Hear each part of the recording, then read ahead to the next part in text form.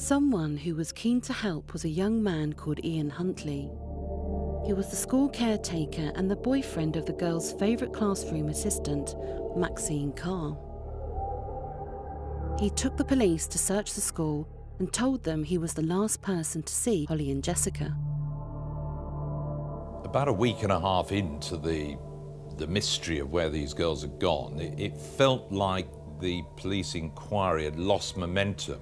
We decided to go up and again base our programs there, and we had a whole day of broadcasting. And the idea is we thought, well, maybe we can sort of breathe some life back into the inquiry, draw the public attention back onto the story.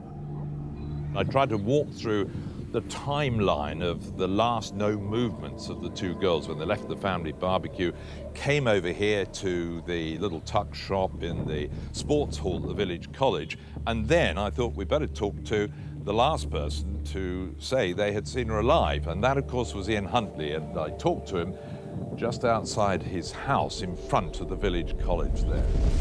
How do we know they were here at 6:15? Well, we have an eyewitness. Ian Huntley here is a familiar figure. Evening, Ian. You're the school caretaker. The girls, Jessica and Holly, would know you, and they saw you on the front doorstep. What went on?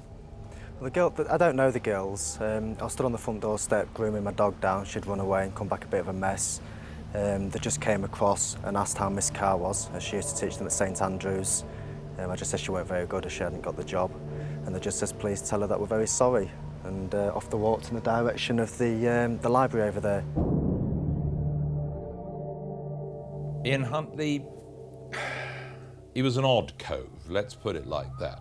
He didn't look like a villain as such. I mean, there are very few people who have murderer written across their forehead, but, you know, there was something slightly odd about him, but it seemed a plausible explanation that he gave. Watching Jeremy Thompson's interview, Ian Huntley comes across as a normal person. There's nothing to suggest that in any way he's lying. He looks to camera, he's quite considered in what he talks about.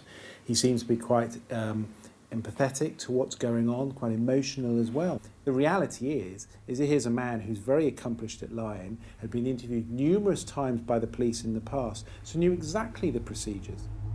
Sadly, offenders do like talking to cameras. It's been shown several times, and Huntley was no exception. He enjoyed doing that. He got a kick out of doing that, and it was a piece of history being made.